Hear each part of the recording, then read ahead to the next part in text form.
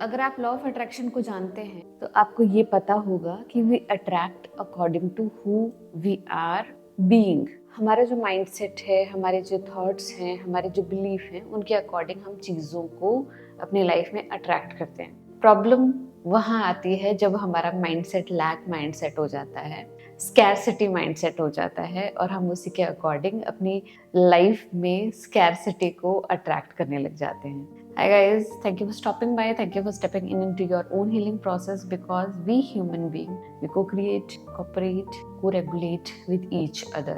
हमारी healing का इस humanity पर इफेक्ट पड़ता है. So keep on doing your inner work. आज का टॉपिक है how to shift our mindset from lack to abundance. Guys, 3 important tips मैं आपके साथ शेयर करूंगी जिसकी मदद से आपके लिए बहुत आसान हो जाएगा अपने माइंडसेट को शिफ्ट करना।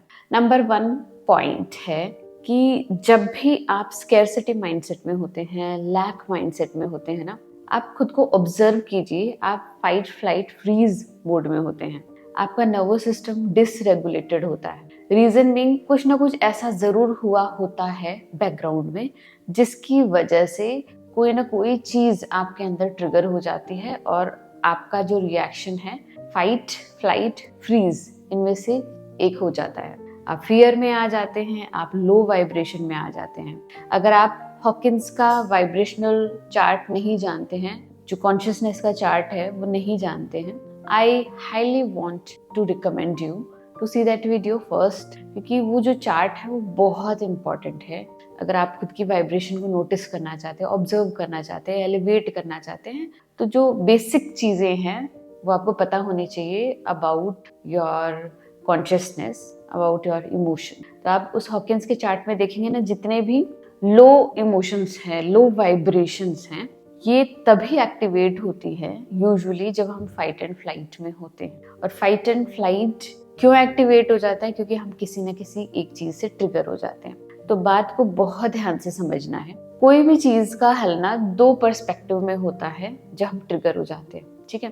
पहला हल तो ये है कि हम हाथों हाथ उससे कोप कर जाएं, क्योंकि वो चीज जो है उसको डीप डाउन हील करने में टाइम लगेगा। तो for the sake of time being और हमारी एनर्जी को सेव करने के लिए हम वहां पर थोड़े टाइम के लिए कोप कर सकते हैं, ठीक है। और दूसरा पर्सपेक्टिव है कि हम उसको डीप डाउन मतलब जड़ से ही उसको हील कर लें, क्योंकि जड़ से हील करना बहुत टाइम टेकिंग होता है ना, बहुत एनर्जी उसमें लगती है। इसलिए इट्स इजी कि हम थोड़े टाइम के लिए कोप कर ले, लेकिन साथ में हम अपनी डीप हीलिंग भी करते रहें, ठीक है। तो ये जो नर्वस सिस्टम को रेगुलेट करना है, that is a sort of coping mechanism, but this is not the ultimate solution to that trigger, ठीक है। तो नर्वस सिस्टम को रेगुलेट करना है ताकि हमारी जो वाइब्रेशन है वो रेज हो, है ना।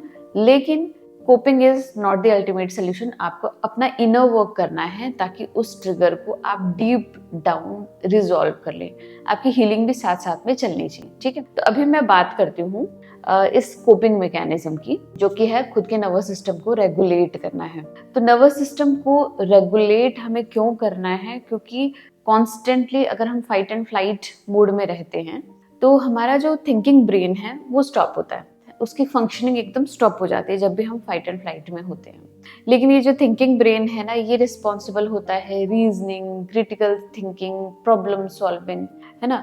लेकिन जब हम फाइट एंड फ्लाइट में होते हैं ना, तो ये सारी चीजें स्टॉप हो जाती है और हमारा जो विजन होता है ना वो टनल विजन हो जाता है। लाइक बहुत नैरो माइंडेड हम हो जाते हैं। बहुत सारी अपॉर्चुनिटीज हमारे सामने होती है, बहुत सारी अबंडेंस हमारे सामने होती है, लेकिन हम उस अपॉर्चुनिटी, उस अबंडेंस को ना देख ही नहीं पाते, क्योंकि हमारा विजन कैसा हो गया फाइट एंड फ्लाइट में, टनल विजन। हम चाहते हुए भी वो सारी अपॉर्चुनिटी जो कि हमारे सामने है उसको ग्रैब नहीं कर सकते, अपनी लाइफ में यूटिलाइज नहीं कर सकते।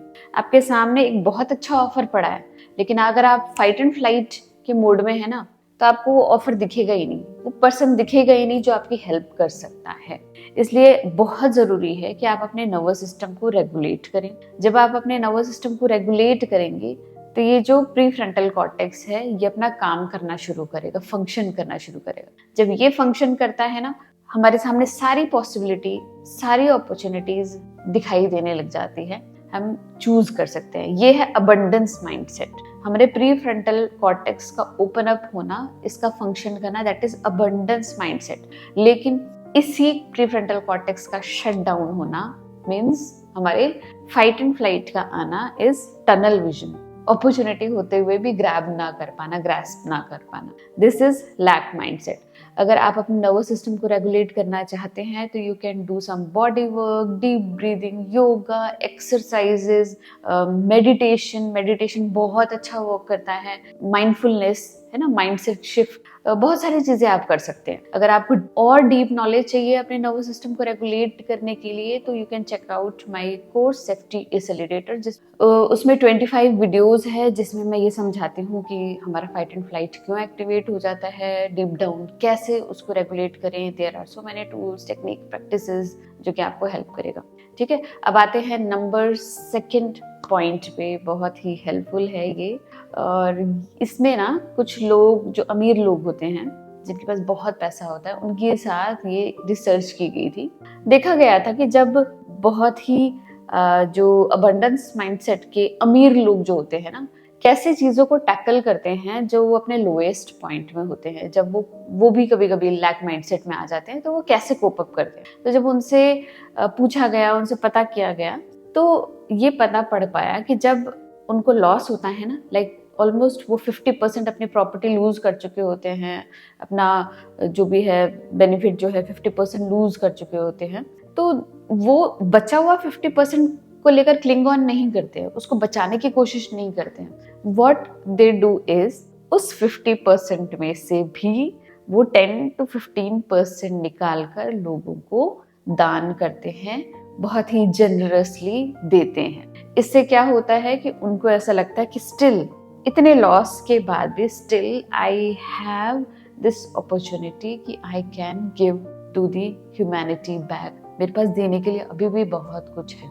वैसे ही हमारे पास भी ना हमेशा कुछ ना कुछ जरूर होता है देने के लिए लोगों को, पर हम देते नहीं हैं क्योंकि हमारा माइंडसेट लैक माइंडसेट है। ठीक है, लेकिन अगर हम जनरसली देने लग जाएं जो हमारे पास एज अ गिफ्ट है ना, जैसे मेरा टाइम, मेरी एनर्जी, हो सकता है मेरा किसी के साथ बात करना उसको अच्छा लगे, हो सकता है मेरे पास ऐसे कोई बुक्स हो जो मेरे काम नहीं आ रही है और मैं लोगों को दे पाऊँ, ऐसा कोई मेरा पर्सनल गिफ्ट, मेरी पर्सनल चीज़, मेरी पर्सनल प्रेजेंस, मेरी एनर्जी है ना। अब एनर्जी का ना हमेशा लेना देना पैसों से नहीं होता है, पैसा भी एक एनर्जी का मोड होता है, लेकिन इसके अलावा भी सब कुछ एनर्जी है।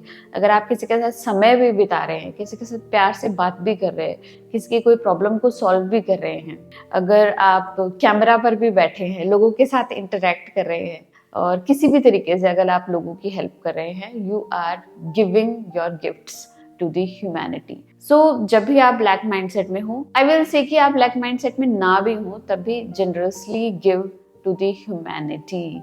रीजन बीइंग कि क्योंकि सब कुछ एनर्जी है और जो कुछ भी आप इस ह्यूमैनिटी में दे रहे हैं वो एक एनर्जी का टाइप ही है ना। इट्स लाइक कि ये आपका कंटेनर है, इसमें से आपने ना निकाल कर लोगों को दे दिया। अब एक यूनिवर्स का ना अपना लॉ है कि वो हमेशा चीजों को देता है from higher potential to lower potential, क्योंकि आपका कंटेनर ही इतना था और आपने इसमें से ही निकाल कर बाहर दे दिया, यूनिवर्स को दे दिया। अब यूनिवर्स का काम हो जाएगा कि उसे इस कप को फुल करना है। रीजन बीइंग क्योंकि ये लो पोटेंशियल में आ गया। अब आपको हायर पोटेंशियल से कुछ ना कुछ जरूर मिलेगा जो कि यहाँ पर फीड होगा, but you do not know वो किस रूप में आएगा, पैसे के रूप में आएगा, कोई हेल्प के रूप में आएगा या कोई और चीज के रूप में आएगा। बट यूनिवर्स कॉन्स्टेंटली वर्क करती रहती है टू बैलेंस आउट थिंग्स। तो आप वो दीजिए ह्यूमैनिटी में जो आपके लिए इजी है, जो आप बहुत आसानी से कर पाते हैं, और वो करने से आपका मतलब ज्यादा एनर्जी का लॉस नहीं होता या आपको कोई एक्स्ट्रा एफर्ट नहीं लगाना पड़ता। तो आप वो दीजिए जो आपके कंफर्ट जोन में है, बट वो अकॉर्डिंग टू यूनिवर्स एक एनर्जी का ही टाइप है ना। तो यूनिवर्स जरूर आपको हेल्प करेगी to fulfil that cup again. ठीक है, तो give generously when you are into a lack mindset और scarcity mood में है, तब भी generously आप वो दीजिए जो आप दे सकते हैं। Number 3 point and very important point is, जो कि मैं भूल गई हूँ, so number third point and very important point जो मैं पर्सनली अपनी लाइफ में यूज करती हूँ, कि जब भी आपको ऐसा लगता है और जब भी आप लैक में होते हैं, जब भी आप बहुत ज़्यादा परेशान होते हैं और आपको ऐसा लगने लग जाता है कि यार how hard I try, I do not get that much back, है ना, मुझे ये करना है लेकिन मेरे पास टाइम नहीं है, मुझे वो प्रोजेक्ट करना है बट मेरे पास पैसे नहीं हैं, मुझे वो चीज़ करनी है बट मेरे पास रिसोर्सेज नहीं है। जब आप ऐसे सिचुएशन में आ जाते हो ना जहाँ पर आप स्टक हो जाते हो, है ना, आप करना बहुत कुछ चाहते हो लेकिन कुछ चीज़ों की वजह से ना आप स्टक हो जाते हो सकता है छोटी सी चीज़ हो कि आपको बस वो आधा घंटा नहीं मिल पा रहा, जैसे यूजुअली मेरे साथ होता है। यू नो वेरी वेल कि मैं एक गवर्नमेंट एम्प्लॉय हूँ, तो 9 to 5 तो मेरा ऑफिस में ही चला जाता है। तो या तो मैं अर्ली मॉर्निंग शूट कर रही होती हूँ, जैसे मैं आज कर रही हूँ, 4 बजे उठकर मैं शूट करती हूँ सुबह, या फिर लेट नाइट में शूट करती हूँ, 10 बजे के बाद करती हूँ।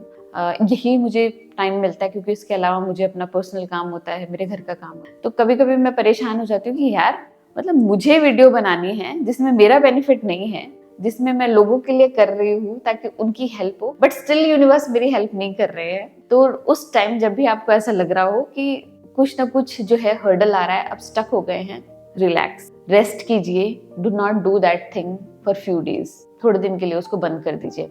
रीजन बीइंग, जितनी अर्ज आपको हो रही है ना लोगों की हेल्प करने की, अपना स्किल लोगों के सामने दिखाने की, है ना, अपने गिफ्ट्स लोगों में शेयर करने की, जितनी अर्ज आपको हो रही है ना, आप ये भूल जाते हैं उतनी ही अर्ज यूनिवर्स को है आपका शो अप करने के लिए। अगर आप शो अप नहीं करेंगे, यूनिवर्स इज लूजिंग, क्योंकि यूनिवर्स ने अगर आपको यहाँ पर भेजा है उसके पीछे कुछ कारण है। यूनिवर्स ने आपको यहाँ भेजा है, वहां पर यूनिवर्स का ना अपना खुद का एक जो है मोटिव है ना। अगर आप धरती पर पैदा हो गए हैं, आपकी प्रेजेंस यहाँ पर बन गई है, यूनिवर्स को फायदा हो रहा है, ठीक है। नॉट एवरी टाइम आपको ये सोचना है कि मैं ये नहीं कर पा रहा, ये नहीं कर पा रही, मेरे पास ये नहीं है, मेरे पास वो नहीं है। अगर आपके पास ये नहीं है तो यूनिवर्स इज एट लॉस। अगर आप ब्रेक लेंगे, आप रेस्ट करेंगे और अगर आप हर चीज अपने ऊपर लेना बंद कर देंगे पर्सनली, तो यूनिवर्स सोचेगा इसके बारे में कि किस तरीके से इसको हेल्प करना चाहिए। Although universe is always helping you to show up, thing is that कि आपको ऐसा लगता है कि सब कुछ आप ही कर लेंगे, आप ही होल एंड सोल हैं, है ना, मतलब सब कुछ करता धरता आप ही हैं। आप ये भूल जाते हैं आपके अलावा भी एक यूनिवर्सल पावर है जो इन सब चीज़ों की प्रिपरेशन करके बैठी है।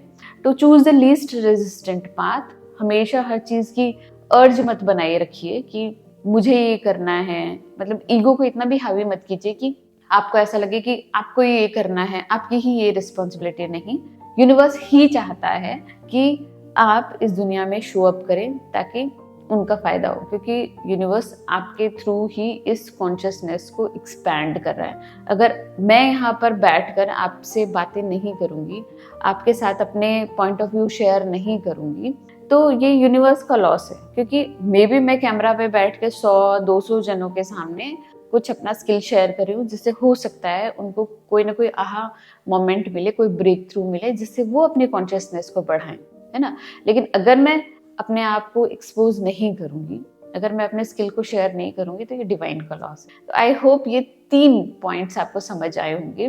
पहला, regulate your nervous system. Second, B generous. Third, universe is always helping you because universe wants you. तो आई होप आपको आज का वीडियो पसंद आएगा। अगर पसंद आया तो प्लीज लाइक कीजिएगा, सब्सक्राइब कीजिएगा और शेयर कीजिएगा, कमेंट कीजिएगा। और मिलते हैं ऐसे इंटरेस्टिंग वीडियो में, तब तक के लिए बाय।